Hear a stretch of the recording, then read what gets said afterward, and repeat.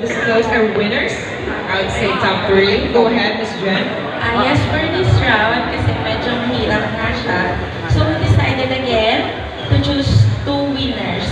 Wow, so we will be announcing six Yes, top six and then top two six. winners. Two winners, alright. Go ahead, Miss Jen. So, for my choice, it would be Mr. Intramuros. Mr. Jamil! I told you, that doesn't mean na hindi ka matatawag before, hindi ka matatawag sa latter rounds. And Mr. Tam. Mr. Taft Avenue! Ako si Miss Jen, mahilig sa mansanas.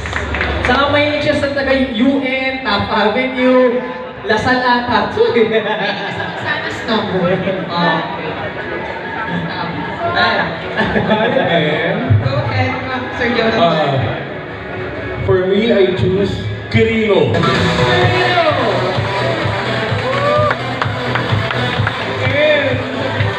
Arlegi! Arlegi! Saan po Arlegi? Yung Our Lady of Our Lady ba yun? Our Lady of Our Lady? I have no idea. Tama ba? Okay. Sabi Manjola. TIP! Okay. Yeah. Okay, for my choice, Mr. Blumentritt. Blumentritt!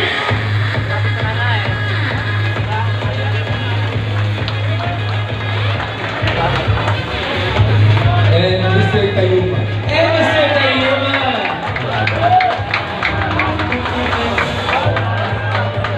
Sir Carlo, gusto yung mga tights. Okay. Looks like we only have two palettes, I mean two colors. Right, black and white. Black and white. There we go. Silvery. Black, white, silver. Alright. I'd like to request all our candidates to kindly kumpon the windows. Kumpon in English. Combo. Or compress. There we go. Compress. There we go. Combo. Sir Jonathan, kindly do the honors, of course, of awarding our winners. And of course, we will be later on calling in our top two. Ito na. Being handed out by Miss, Tabulated by. tabulated by Miss Kanino may tabulator? Miss Tugigana. Walang tabulator dito sa amin. Okay. Alright. Uy, ilang masasabi ko, uy. Wala kasi ng auditing something. Yeah. Wala namang audit. Diyos ko, audit pa. Kung sino lang lumabas sa tao, siya yung winner. Sino yung nag-president? Alright, is it the Cinderella Complex? Your first risque Sullivan Outfit winner is from Quirino!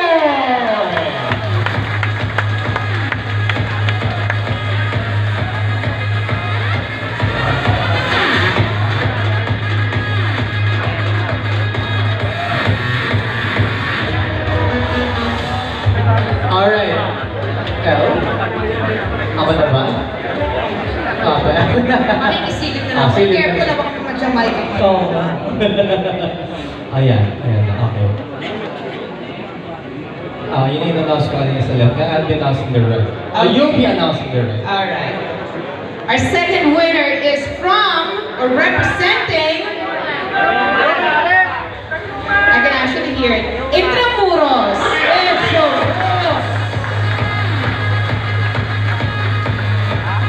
Congratulations!